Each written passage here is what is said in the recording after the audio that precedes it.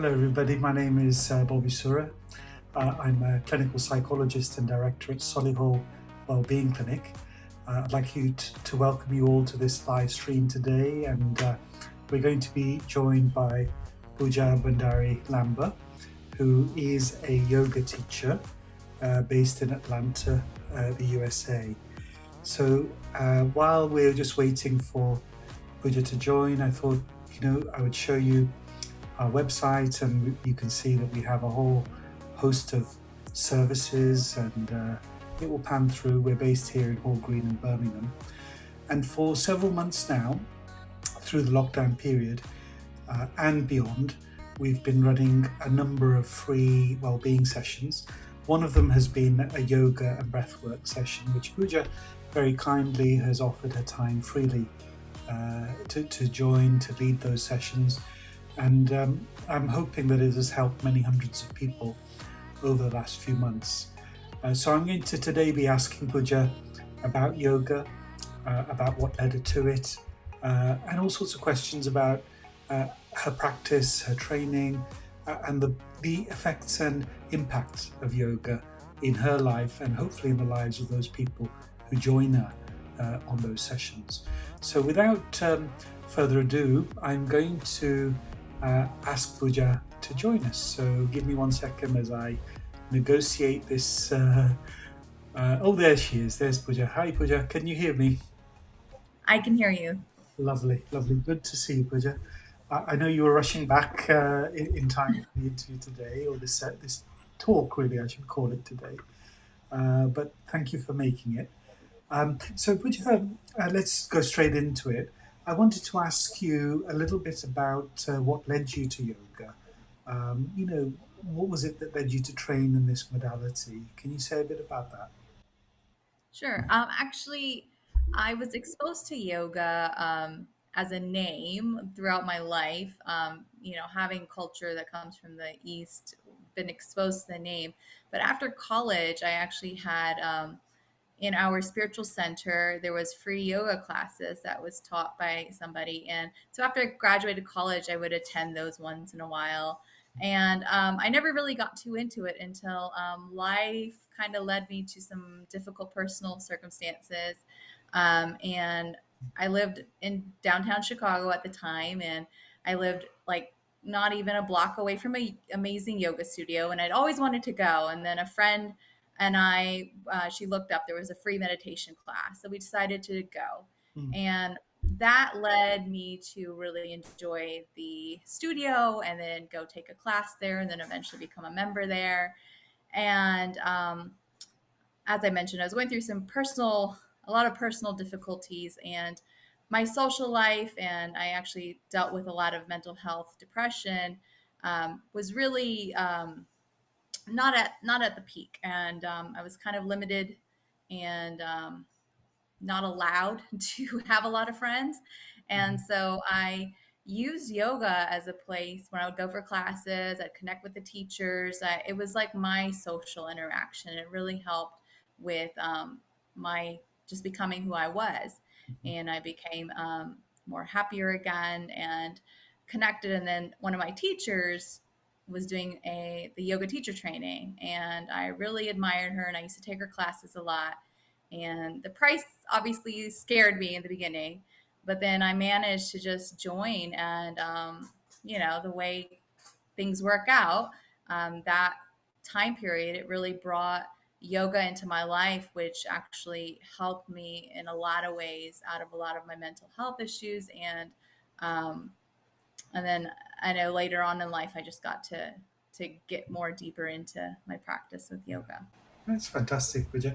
So, actually, you are a live example of how yoga can help with mental health, well-being. So, I know you've mentioned it, but just say a little bit about what the impact of yoga has been on yourself at that psychological, emotional level. How has it affected you in a positive way?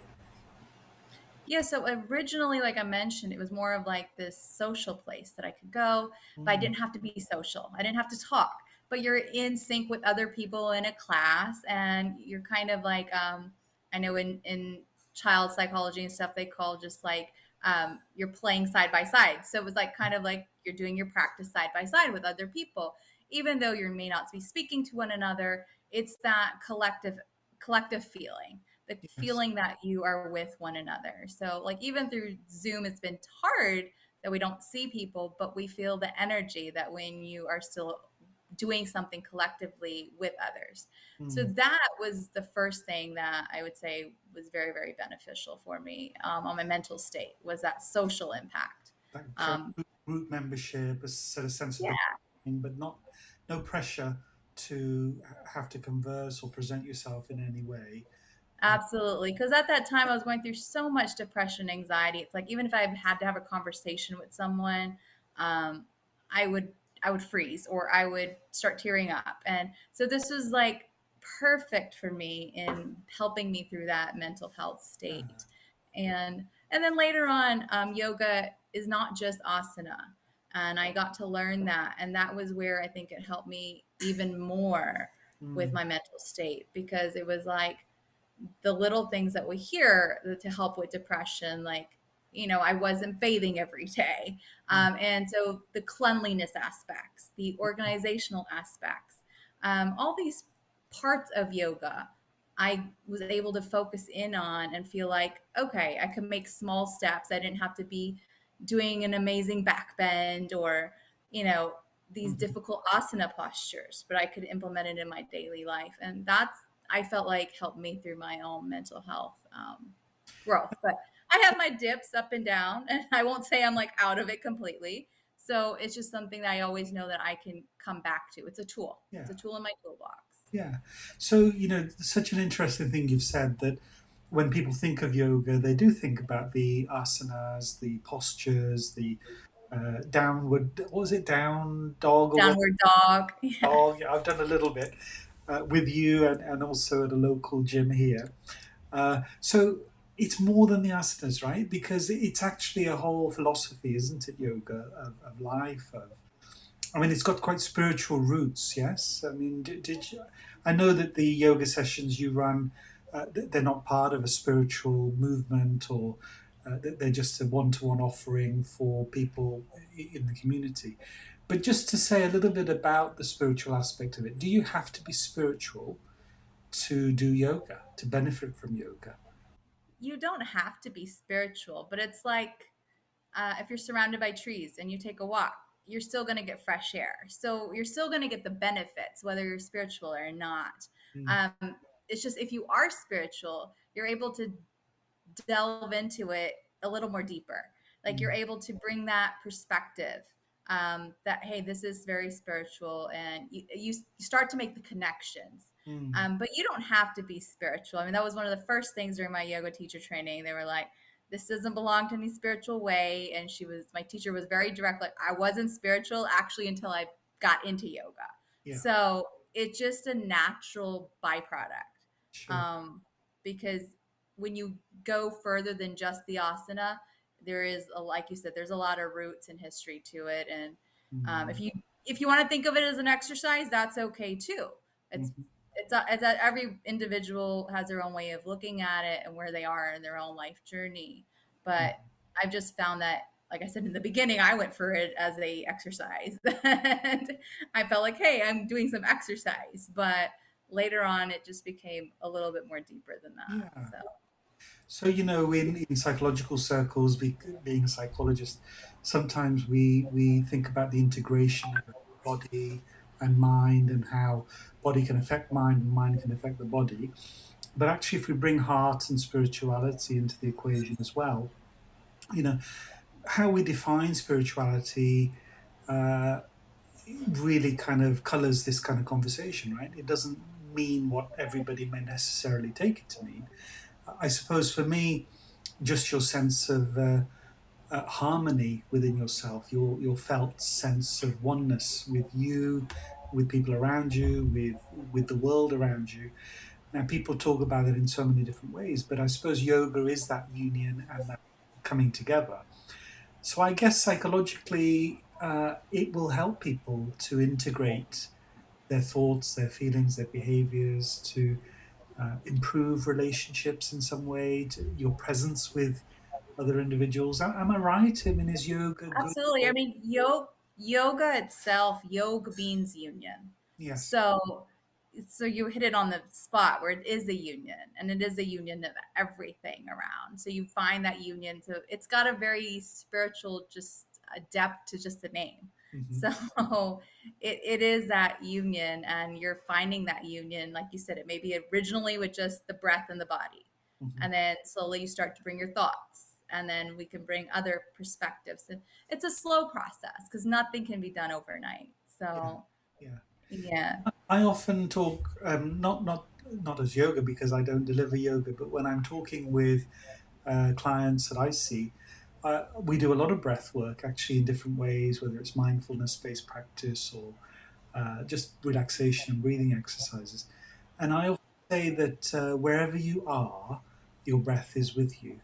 So if you can anchor yourself in your breath, it will make you more present. And actually, isn't that a big part of it? Just to be present and aware and raise our level of psychological presence and consciousness, I suppose, whether that's spiritually or mentally or socially. you know, we often go through life absent, don't we? We're kind of missing in action. Life is happening, and we're not there. So I think tools like I don't want to downplay yoga by calling it a tool. Let's say philosophies like yoga or uh, frameworks that yoga can offer certainly help people, don't they? At every level. They can. They can. I mean, as I mentioned, through my own depression, I was actually at a point where I was actually suicidal. Right. And when I went through that and I was hospitalized, and I was in a facility that actually also dealt with eating disorders. And so they Mm, didn't allow any kind of exercise. So we weren't allowed to do any kind of yoga. And mm, that was when I had just gotten into yoga. So it was one of mm, those things that was like, I really needed it. mm, And it really helped me. And I remember working with my therapist on that, and, realizing, like you said, you can downplay it or not, but for me, it was a tool. And mm, so then I realized that I could do yoga in other ways, and I mm, could do the breath work, and I could do other practices of yoga. And then eventually later on, when I was able to leave that facility, then I could go back to my traditional yoga asana mm. classes or practice. And Yes. um, it's like you said, there's so much with it, and it one of the lines that stuck with me during teacher training is that wherever your breath goes, your mind goes. Uh-huh. So even when you're like feeling pain somewhere, if we just breathe and take our mind there, we Uh-huh. can we can heal ourselves. Not like in a sense like heal something major, Yeah. but we can heal a lot of ailments with just Mm. taking our breath in that direction. I was just looking at a comment and I was trying to bring it into our screen, but oh, maybe I can. Here we go. Where Elaine is just asking, where can I access yoga sessions, please? As I would like something to focus on, and I think it would help me to stop overthinking. I live in Solihull. So I suppose I was going to say at the end of today that we do have a free yoga session that you run virtually fortnightly on a Tuesday, right?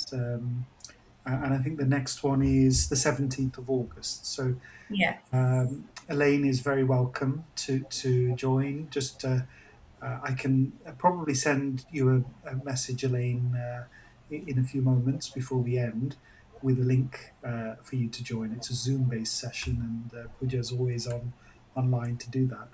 So Pooja, what I wanted to ask you was, you did some training in India also, right? Yeah, sorry about that. No, That, so India was definitely a different experience because I had just finished my yoga teacher training in the yeah, US, yeah, and I had gone to India actually originally for a meditation retreat. uh-huh, Um, and the way life kind of played out again, always for the best. mm, That retreat didn't really work out to the best of its potential. mhm. The guru was kind of on a silent retreat, and so it wasn't really working out. Oh But I dear. met a really wonderful Swami, and that Swami um, introduced me to like pranic healing, Okay. and like I mentioned before, I was going through a lot of personal stuff. So he actually healed me in a lot of ways. And then I joined a different ashram and I did yoga training there.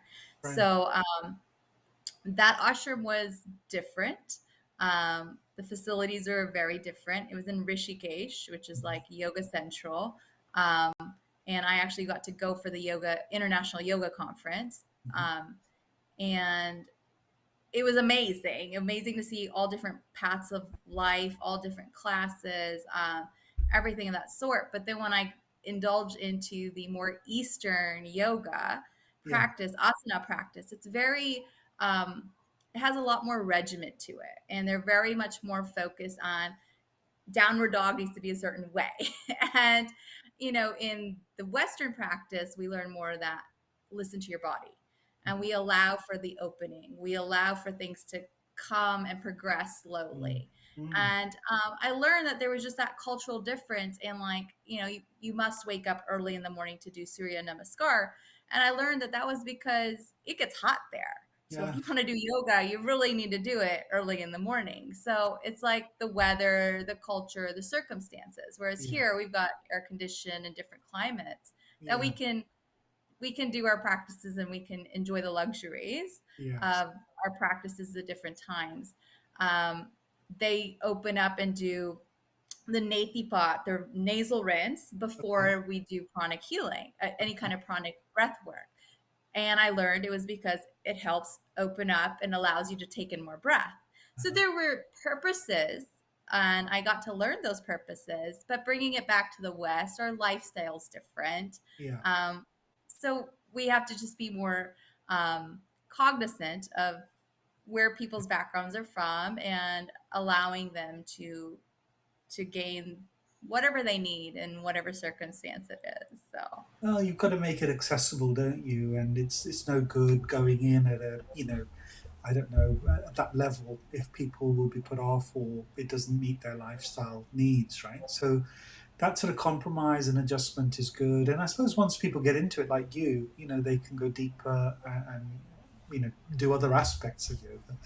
Now, one thing I wanted to ask you, Pooja, is you've always done these sessions for free. It's a 45-minute session every fortnight. You've spent hours and hours doing it, and I'm sort of moved by the fact that even when I asked you about, look, you can charge for this, and you chose not to, and you use that beautiful. I always ask you to say it, don't I? What you ask people to do something with their financial contribution, so you can share about that in a moment. But I was just thinking, what is it that organizes your sentiment about doing this for free?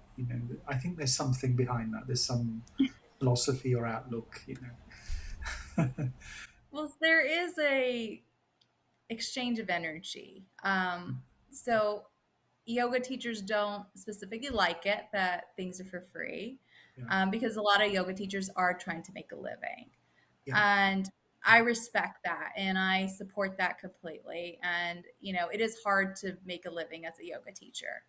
But because I'm not making a living as a yoga teacher and I have been blessed in a different way, that if I could just serve, I just try to serve. mm, And this is I don't feel like I'm doing power yoga or any kind, we're doing a more relaxation technique and working with your clinic. I feel like it's more of a, mm, relaxing, meditative, breath work type of yoga that I want to be accessible to everybody, mm, regardless of your financial circumstances. And there's mm, no judgment on it. And honestly, I feel like I benefit from it as well. So mm, it's a mm, give and take. And mm, I feel like it's actually my husband is the one that initially pushed me. And he says, we won't charge for things like this until we yes, really need it.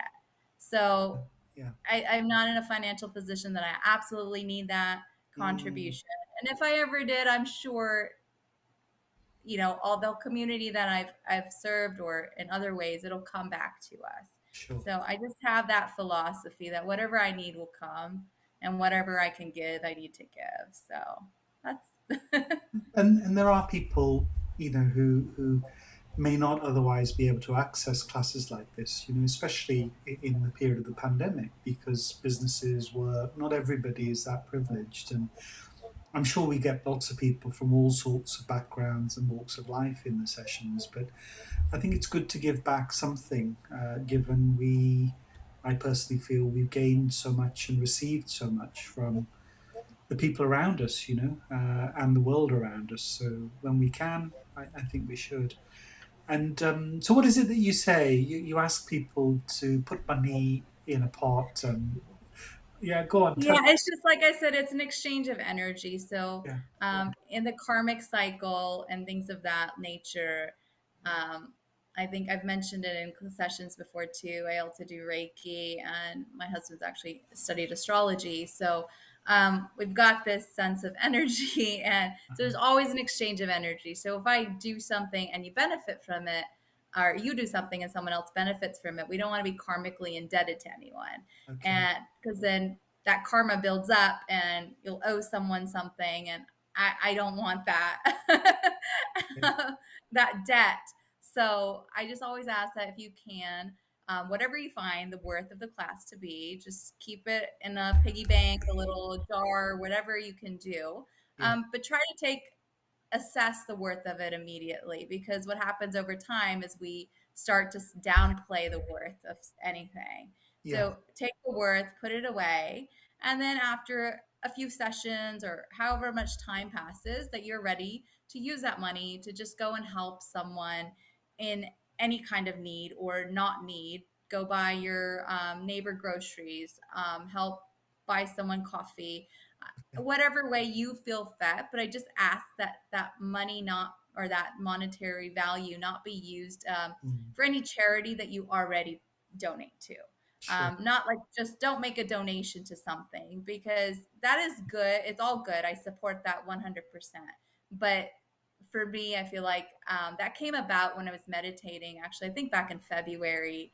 And that idea had come that, there is a karmic debt that's being accumulated, but I Mm, wanted it to be more individualistic, like a pay it forward mm, situation, that just do something kind and good, and don't expect anything back. But that would yeah. be what would, for me, alleviate that debt and just kind of Mm. pass on goodness to the world.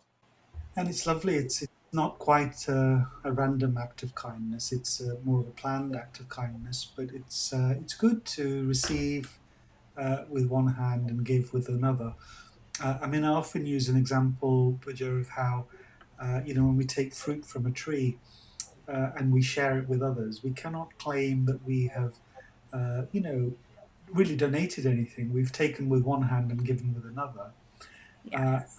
And even the tree, if it could speak, would say, "Look, I'm also just taking from the earth and from the sky and the sun and the rain, and every aspect of nature, in one way or another, serves another." So I know that's not quite necessarily a psychological viewpoint, and but probably fits more with a yogic or spiritual outlook. But I just wanted to say that.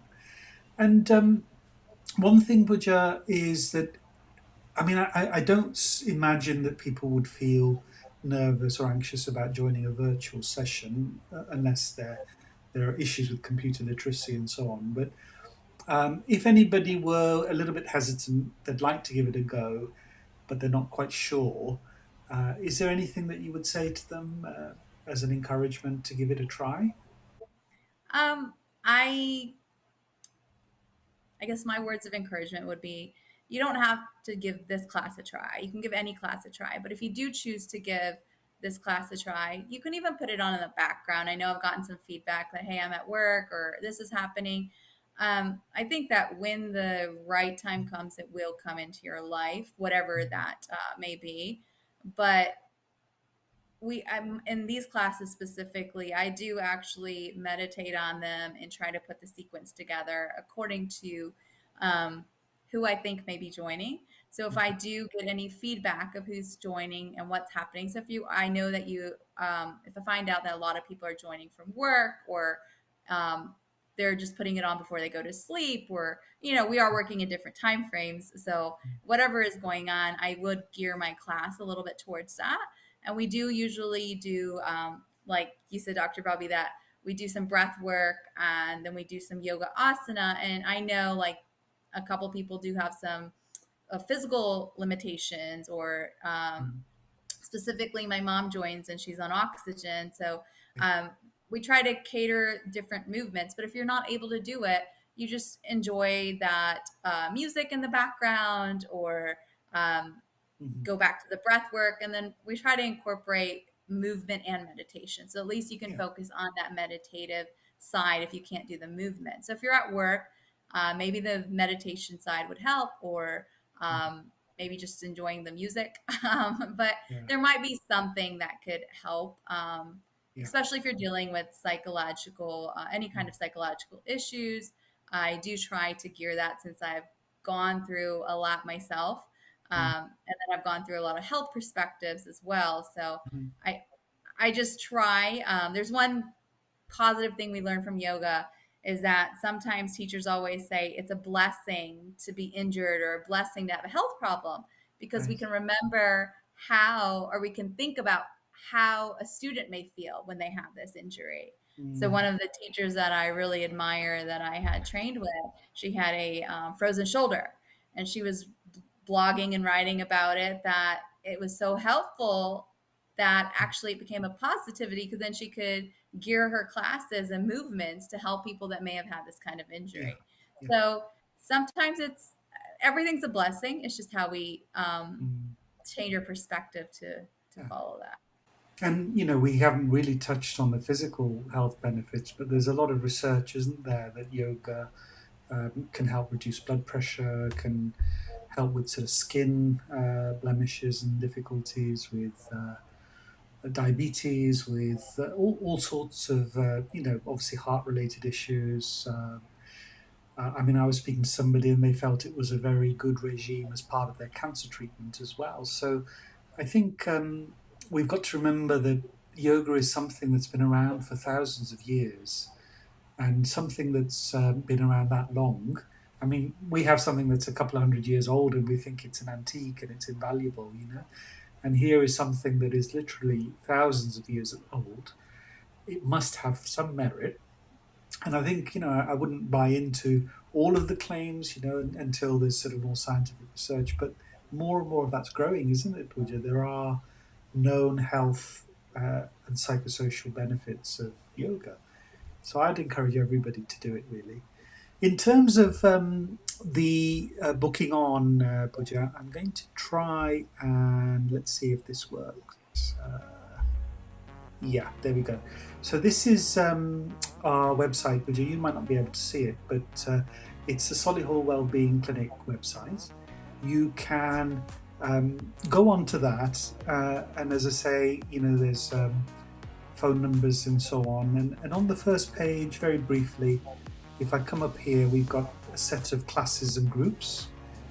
And in here, you can see that we have a free mindfulness taster taking place on the 27th of September. That's an hour and a half of mindfulness experience, which I would encourage anybody that's watching to really come along to that. I mean, what is there to lose? It's a beautiful opportunity.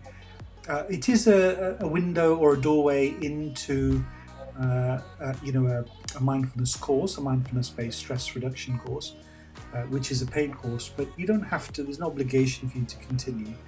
And then here we have the yoga and breathing sessions that you run, Pooja. There's an inquiry box. So if you want to go on this website, www.solihullwellbeingclinic.com. And we also have a women's empowerment group that's starting in September. Rosina, one of the drama therapists and counsellors, is running that, and various other things. So just come and have a look, talks on men's mental health and so on. We've also always got something going on. So do certainly view that, and follow us on Facebook also, because we do a lot of work on Facebook. So I'm just going to come back to myself here, and I wanted to say thank you to Pooja.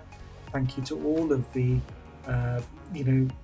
people that have joined today and given their time and their energy. Thank you. If you're enjoying what we're doing, let us know. Give us a like. Follow us on Facebook, on YouTube, on Twitter. And remember, Tuesday the 17th of August, 7:30 p.m. It's a 45-minute session. It's Zoom based. Pooja will be there. I'll be there. Come along, totally free for you. And let's get into some good health. So thank you all. Thank you, Pooja. It's been lovely to see you. And it's 2:30 p.m. Eastern time. Just so yeah, that's GMT. conversion. Yeah. So is it 2:30 in the afternoon in Atlanta? Is it? It is at that time. Yes. Yeah, lovely. So thank you all, and see you soon. Bye bye. Thank you. Bye bye.